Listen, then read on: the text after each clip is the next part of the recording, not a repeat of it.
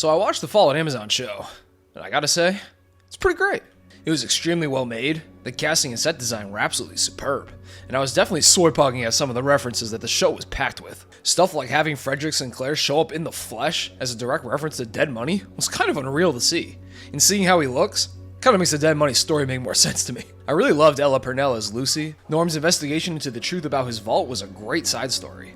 And I really loved Walton Goggins as Cooper/the Ghoul, who was no question the soul of the show. And I really enjoyed both the pre- and post-war sides of his character, and it really expands upon that pre-war side of the lore in some pretty huge ways, which I'll talk about soon. Maximus was also an overall good character, and I empathize with his plight of trying to figure out what he wants to do in the world and his place in it.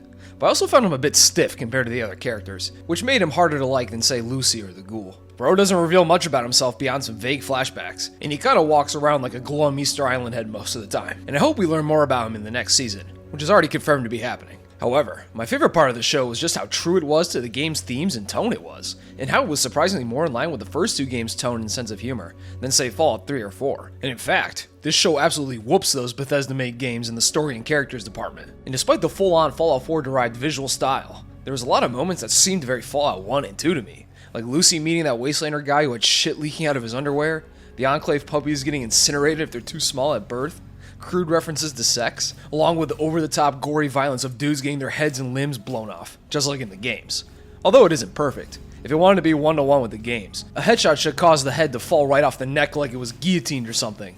But the action doesn't disappoint here, and the way it's portrayed is very true to the games. So if you want to watch the show, even if you are a Bethesda Fallout hater, I still wholly recommend this to anyone really, Fallout fan or not. It's a pretty great time and a real breath of fresh air for the series.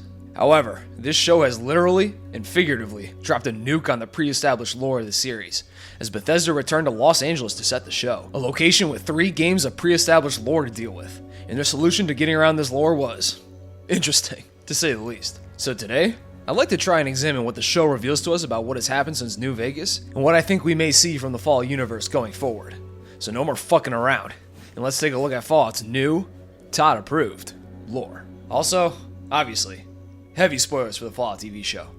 Okay, so, first, some background. According to some recent interviews with Todd Howard, the show does not retcon or decanonize New Vegas or any of the other Fallout games, despite what you may have seen online. No games are retconned. Fallout 1, 2, 3, New Vegas, 4, and 76 are all seemingly still in play. Todd's mercy seemingly knows no bounds. I know he wanted to kill New Vegas real bad for narrative mogging his beloved Fallout 3, but he showed restraint. The show takes place in 2296, putting us at 219 years after the Great War in October of 2077, making it the farthest Fallout media in the timeline, with New Vegas taking place in 2281 and Fallout 4 taking place in 2287. But New Vegas is what we're most concerned with. Fallout 4's story is mostly irrelevant outside of the Brotherhood, so there's a 15-year gap between New Vegas and the show we have to sort out. But before that, we gotta talk about what we learned in the pre-war segments, as it reveals some important information that we've been speculating on for years. When Cooper is listening in on his wife's Vault-Tec meeting with other big-name companies like Robco, West-Tec, Repcon, and Big Mountain, having that Dead Money and Old World Blues reference 2-for-1 special was so zazed. She proposes that Vault-Tec drop the bombs themselves first, in order to get the ball rolling on their Vault program, and to start their, quote, managed takeover of the ruins of the world. Not only this, but she offers up the vaults to be used by other companies to try out any experiments they want, in order to figure out which experiment would provide the best conditions to create the best group of people to take over the wasteland with. And this reveals 2 major things. 1, it heavily implies that Vault-Tec started the war themselves, which has been a lore detail that's been speculated on by fans for decades. Whether it was China launching the nukes first due to their ass-whooping in Alaska, and the brutal American invasion of the Chinese mainland using their shiny power armor, or maybe it was the United States trying to score a preemptive strike to defeat China for good, or maybe it was Vault-Tec themselves for who knows what reason. And the show points the finger at Vault-Tec. But I hesitate to call this a hard confirmation, as there's still a pretty decent gap in time between Cooper overhearing his wife's evil-maxing corporate meeting, versus him being a divorced, washed-up actor doing kids' parties for alimony payments. So I'll wait until we get more info on that gap in time before making any conclusions here. And as some people on Zitter have pointed out, it doesn't seem to make sense that Cooper's wife will let him and her daughter get spontaneously air-fried by nuclear bombs if she's a Vault-Tec insider. Definitely at least not her daughter. But who knows? Maybe we won't get to see that in the next season, and that meeting was a hard confirm that Vault-Tec started the war. But I'll wait for season 2 for now. But this seems to heavily imply that they started it, and I'm like 95% sure they did. But I'm not 100% confident, so I can't say here. Secondly, This scene reveals that the corporation seemingly had way more say in the Vault experiments, as they start throwing out over-the-top evil ideas for Vault experiments after Barb offers up the Vaults to be tested on in any way they like. Before the show, the reason the Vaults had been built with these experiments was thanks to the Enclave, as they had contracted the Vault's creation as part of Operation Safe House, in order to test human populations under extreme circumstances. Some more extreme than others. Anything from a Vault inhabited only by chronic gamblers, and all disputes were settled by games and wagers, to a Vault that was designed for its door to never properly close, killing or ghoulifying all the residents from the leaking radiation. Damn. Tim Kane's original plan for the Vaults was that the Enclave wanted to leave Earth and repopulate some new, untouched planet after a multi-generational starship voyage. And these Vault experiments were created so the Enclave could study and be best prepared to survive any complications long-term isolation could bring. However, this was just a behind-the-scenes idea created by Kane as part of the pre-production for Fallout 2.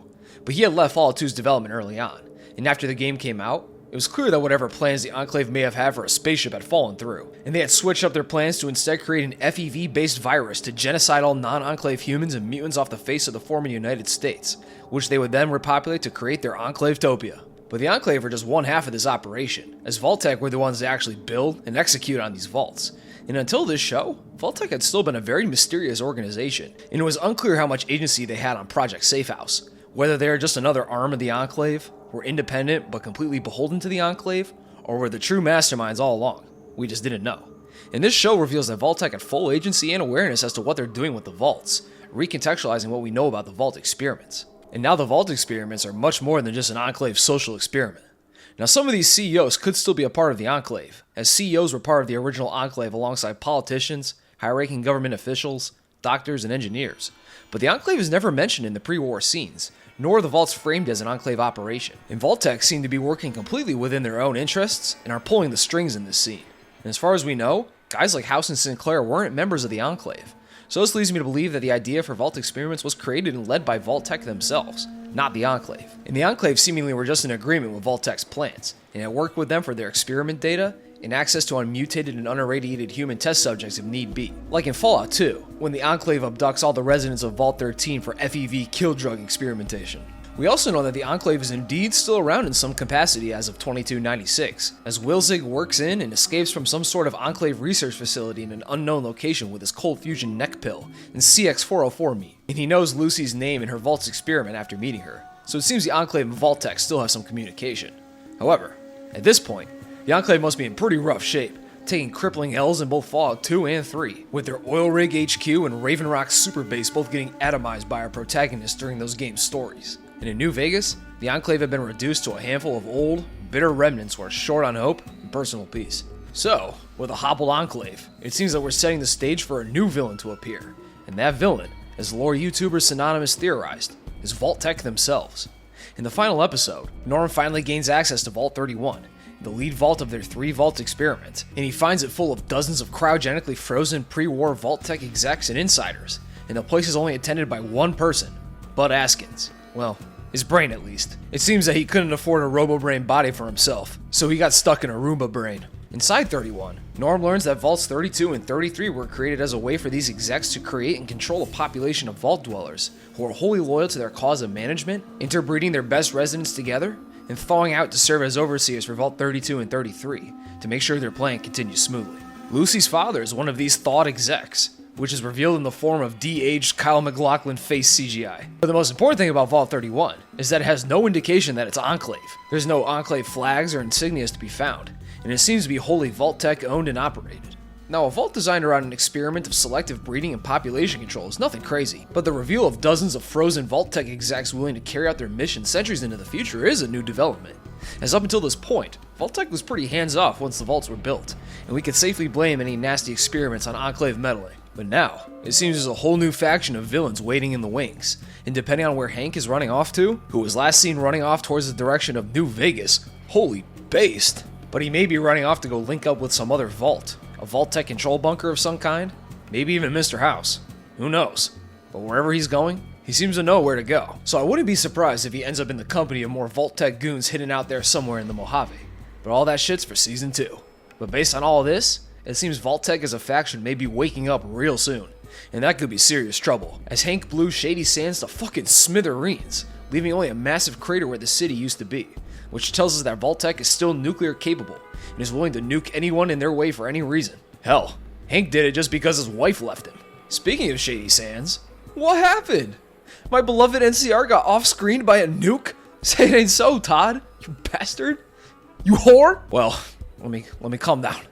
I'm still huffing that copium, and I don't think the NCR is over as a faction just yet. You gotta remember, in New Vegas, by 2281, the NCR was a massive 5-state nation that stretched all the way from Baja to Northern California, and it reached from the Pacific all the way to Las Vegas, and was home to hundreds of thousands of citizens, and they even printed their own currency. So nuking their city in LA wouldn't cause the whole nation to go tits up, right? Right, Todd? Todd?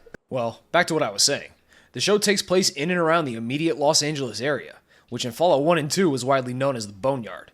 And I was surprised there wasn't a reference to that at all. No character even mentions the name Boneyard, which is odd, given how many small loving references there are in the show.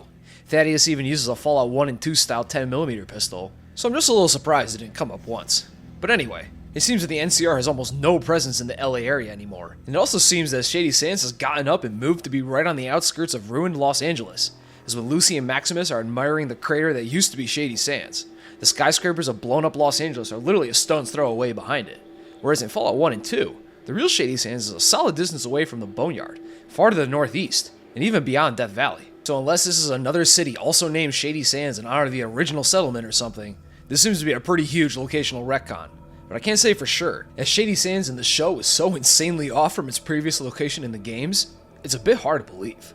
But besides the fact that it got nuked, the fate of the NCR is still up in the air. In Vault 4, which is home to some of the survivors of the Shady Sands bombing, we see on a classroom chalkboard a timeline of the NCR's history, along with an NCR flag. The history of the NCR isn't too interesting, and we don't learn anything new, but at the end of the chalkboard, it mentions a fall of Shady Sands in 2277, which is the year Fallout 3 takes place in, making this pretty ironic. From some recent interviews with Todd, he confirmed that Shady Sands got deleted from the earth after the events of New Vegas. So all this chalkboard reveals is that Shady Sands had suffered a fall of some kind 4 years before New Vegas. Whatever that fucking means. In New Vegas, the NCR situation is definitely looking grim. Their army is stretched too thin trying to hold on to their tenuous territory near New Vegas. The Legion is looking more unbeatable by the day. The government is corrupt and lackadaisical, unable to find a suitable successor to President Tandy. All the while, they're aggressively taxing and annexing territory to keep their war effort going by any means necessary. But that's mostly just in the immediate Vegas and Hoover Dam area, and none of the NCR soldiers or officials mention Shady Sands being in any serious decline or trouble. So I'm not sure what this fall means or even looks like, and the only man who does is named Emil Pagliarulo. But, based off all the information we have, the NCR entered some sort of decline in 2277, the events of New Vegas occurred, and then Shady Sands got nuked by Vault-Tec between 2281 and 2296. I mentioned earlier that there's no significant NCR presence in the LA Boneyard area in 2296, but that can be chalked up to most NCR citizens and officials either dying or fleeing the area to avoid the fallout of the nuking of Shady Sands. Hey, that's the name of the show. But the NCR is way more than just Shady Sands, and I really hope that we could see or hear about what happened to the rest of the nation. It'll be weakened for sure, but maybe running out of a new capital like the Hub, or New Reno, or something. Damn, this copium's hitting. But there isn't zero NCR presence, as Moldaver's settlement at the ruins of Griffith Observatory seem to be NCR controlled. The entrance has a sign saying it's part of the NCR, there are NCR flags in her control room, and she seems to be some sort of NCR royalist or restorationist. As in flashbacks, we see her living in Shady Sands with Lucy's mother, and her goons fight while waving NCR flags, and they wear a sort of junked up version of the NCR army uniforms. And if I had to guess, Moldaver is probably some sort of high-ranking official of the NCR, or a general in their army, who had survived the Shady Sands destruction, and later on, made contact with the Enclave in Wilzig in order to obtain his cold fusion pill, and to bring power back to the Boneyard for, I assume, rebuilding efforts. And Moldaver is a very mysterious character, who had also survived the Grey War through unknown means. As in the pre-war scenes, we meet her as Miss Williams, a well-connected businesswoman who had all her companies bought up by Vault-Tec, and considering she has seemingly not aged since before the war, I'd wager one of those companies worked on cryogenic suspension technology, which she used to stay alive for over 200 years. And we first meet her as a raider, breaking into Vault 33 to kidnap Overseer Hank in order to get his activation code for the cold fusion, hinting again at the Enclave and Vault-Tec's interconnected goals. But Vault-Tec seems to be on top now, as they got all their big shots and loyalists waiting in their pods, while the Enclave is coming off 2 generational ass-whoopings at the hands of Fallout protagonists. We then later see Moldaver again, but this time as an idol of worship by the residents of Vault 4, who call her the Flame Mother, where they pop their titties out and pray to her for salvation and the restoration of Shady Sands. and this is a seemingly cultic misinterpretation of her plan to use cold fusion to restore power to the Boneyard. But this worship just adds to my theory that she was an NCR big shot before the nuking, as many of these worshippers were from Shady Sands, so they would have prior knowledge and reverence for her that they could introduce to the mutant dwellers of Vault 4. And there's also a portrait of President Kimball from New Vegas on the altar too. Fantastic touch. Unfortunately though, before Lucy can ask Moldaver about herself and her goals, the Brotherhood attack the observatory and kill Moldaver and all her goons, and Lucy and Cooper leave east in pursuit of her father, who had suit-jacked Maximus's unique Yao Guai clawed T-60 power armor, and he did the race to New Vegas. But before she died, she was able to turn on her cold fusion pill, and the Boneyard lit up as she passed away, leaving this infinite energy source and the keys to the city right in the hands of the Brotherhood of Steel, who, speaking of, have changed quite a bit too. Last time we checked in with the West Coast Brotherhood in New Vegas, they were mostly the same as they were in Fallout 1, reclusive, militaristic technology worshippers who mostly lived in bunkers and would only venture out to go and trade and gather technology, which they would hoard and study, and they rarely accepted outsiders into their ranks, as Brotherhood membership was usually only for those born into the faction. However, it seems that the Brotherhood has been copying the East Coast Brotherhood's homework, specifically Elder Arthur Maxon's heavily militarized and more open Brotherhood chapter from Fallout 4. The Initiates and Squires wear very similar looking clothes to those they wear in 4, they use T-60s as their baseline power armor, and hell, the giant airship we see arrive at the Brotherhood base is literally the Pridwin from 4. Now the Brotherhood have always been a militaristic faction. Their faction was founded by former US Army officers and soldiers, but they weren't expansionist and widely open to new recruits like Arthur Maxon's Brotherhood was, mostly keeping to themselves in their bunkers so they could get freaky with their laser rifles. But now, it seems the Brotherhood had taken the Fallout 4 Brotherhood's hierarchies and philosophies and expanded upon it, as there are now aspirants and cleric ranks within the faction. Aspirants being grunt recruits brought in to bolster the Brotherhood's forces, and the clerics being a tech priest-like rank, and they have seemingly replaced the scribes and not too often seen elder councils within the Brotherhood. Now there was always an elder council for larger Brotherhood chapters, but now it seems there's a whole new rank of these old priests who educate the aspirants about technology and order the retrieval of certain relics throughout the wasteland, showing them as a sort of ruling body of the Brotherhood. But no specific elders are mentioned outside of Quintus, who Maximus meets with a few times. And if I had to guess, these new clerics are members of the Brotherhood, maybe previous knights and scribes, who are no longer of fighting age, but aren't full-fledged elders themselves. So with all these old men running around, the cleric rank came about, making them a class of elder of sorts, whose job it is to educate and train aspirants, and to deliver orders to squires and their knights. A more fleshed out version of the elder councils from 1. Which, by the way, I love how they handle the knight and squire relationship, with the knight decked out in full power armor, while the squire has to lug around a massive golf bag of weapons and ammo for them, which I thought was a hilarious take on making your companions pack mule for you when you're playing the games. Stuff like this is the backbone of this show's greatness. But besides these new rank types, and the fact that the West Coast Brotherhood has effectively been converted into the East Coast Brotherhood, we know very little about what actually happened to the West Coast Brotherhood, notably since Fallout New Vegas, who last we checked, were locked in an unfavorable war with the expanding NCR, as despite having the technological and weapons advantage of highly trained soldiers and power armor equipped with powerful energy weapons, they were vastly outnumbered by the NCR, both in the land and manpower departments, and were eventually subdued and forced into hiding after a grueling war. But now, with the NCR gone in the LA area, it seems the Brotherhood has come out of hiding to try and re-establish their control over the now Fallout 4-ized LA area. And according to the Fallout Wiki, the reason the Pridwin is here is because the West Coast Brotherhood had obtained reinforcements from the East Coast Brotherhood. But this reinforcement has, for all intents and purposes, converted this West Coast chapter into the East Coast Bethesdan chapter. And with control of cold fusion secured, the West Coast Brotherhood can make a huge resurgence very soon. But if the East Coast was able to provide reinforcements to their Western counterparts, it suggests that the Eastern Brotherhood is marginally stronger and much more well equipped than the Western chapters. Looks like Todd wins again. So overall, the Fallout show does a lot of work to establish the future of the Fallout series, finally returning to that West Coast Bethesda was too scared to touch since 2008. And although there's still a massive your mom-sized hole between New Vegas and this show, and all this wonky lore chicanery is ironically the fault of New Vegas. And Bethesda too. When Bethesda made Daggerfall, they allowed the player to obtain 1 of 5 possible endings for the game, which was cool at the time. Player choice in your RPG is so amazingly fire, of course. But when it was time to make a sequel set later in the Elder Scrolls timeline, they ran into a bit of trouble. Since all 5 endings were equally valid, how could they possibly choose one ending as canon and not piss off a huge number of fans who didn't choose or even like that ending? And how could they possibly choose just one ending as the ending?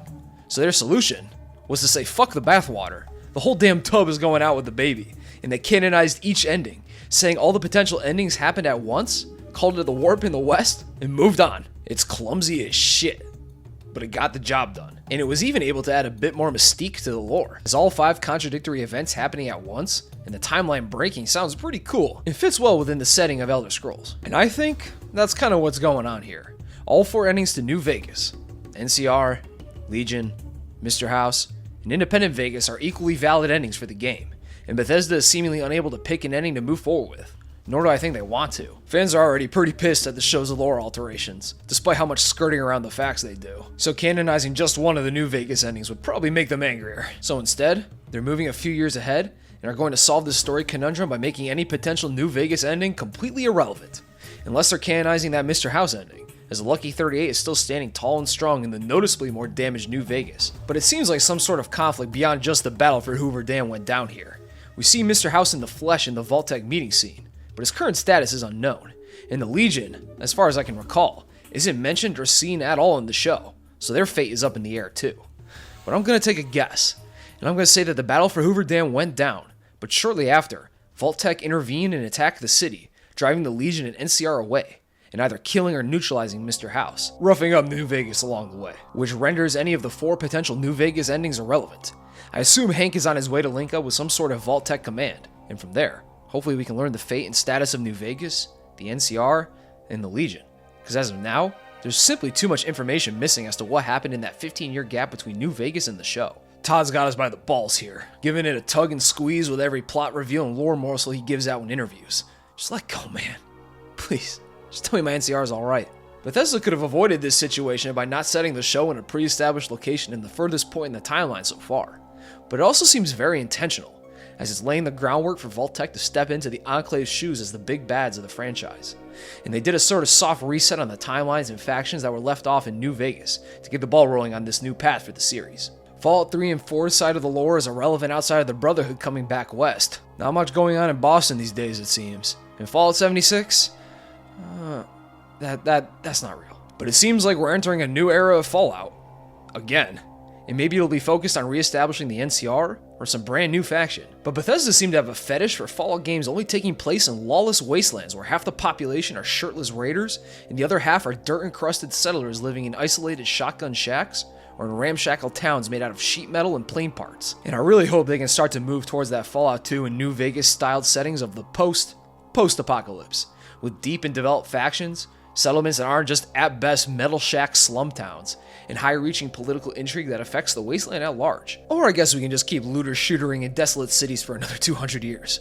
Bethesda are not great at telling stories with lots of interlocking factions and deep lore. This has been obvious since Oblivion. What Bethesda are good at is crafting an addicting gameplay loop of questing, looting, and base building. And all this lore chicanery I just spent the last 22 minutes sorting out is just kind of what happens when a studio who excels at this tries to take the reins from a studio whose focus is rather on strong dialogue, skill-derived player choice, and faction-based storytelling and world-building. The Fallout IP has been passed between studios like a blunt ever since its inception, and in a perfect world, Bethesda would get an actual, dedicated lore master for the Fallout franchise instead of just going with whatever Todd and Emil think is cool. Look, I bet he's a great guy. He clearly has a deep love for his work, and he's made some pretty fantastic side quests and sub-stories for both Fallout and the Elder Scrolls. But for what fans of Fallout 1, 2, and New Vegas want for the series' world building and factions, Emil's just not that guy. And I'd like to see Bethesda also try to invest in talented writers and really take their storytelling to the next level, which has been stagnant since Oblivion, which came out 16 years ago. I mean, Microsoft now owns both Bethesda and Obsidian, so just listen to me, Phil. Just make them play nice with each other, have them collab on ideas for the series, and I don't know, man, get Josh Sawyer on loan to oversee the next Fallout game, or better yet, give Obsidian another crack at the franchise. If Fallout 4 is indeed next up after Elder Scrolls 6, that shit may not drop for, no joke, at least another decade. So now seems like the perfect opportunity to work on and drop another New Vegas type game. And if you guys try to make 76 carry the series until 2030, I will walk to Vegas straight north from Good Springs. But in real life. But hey, copium is a hell of a drug, and rebuilding was a major theme of 4 and 76, so hopefully we can lean into that more going forward. But whatever happens, it looks like we're going to be returning to New Vegas for the show. So that's a dub in my book. And it could be shit. It could be dog shit. But despite all this wonky lore, the Fallout show was still a pretty great experience. And its story and characters were leaps and bounds beyond Fallout 4's, which is a promising sign. And I'm excited to see what's in store for Season 2. Because at this rate, Fallout 5 should be dropping when my first kid graduates middle school. And I do not even have children. But that's all I got for today. And thanks for watching if you're still here. This Fallout show is doing wonders for my channel, so I wanted to keep it rolling a bit. And feel free to let me know anything I messed up or missed or omitted. I'd like to know more. When it comes to Fallout lore, I'm like a beast. I'm voracious. I can't get enough. And I wanted to sort this lore out in my acoustic mind. The Batman Arkham Retro is next. Stay posted. I love you all.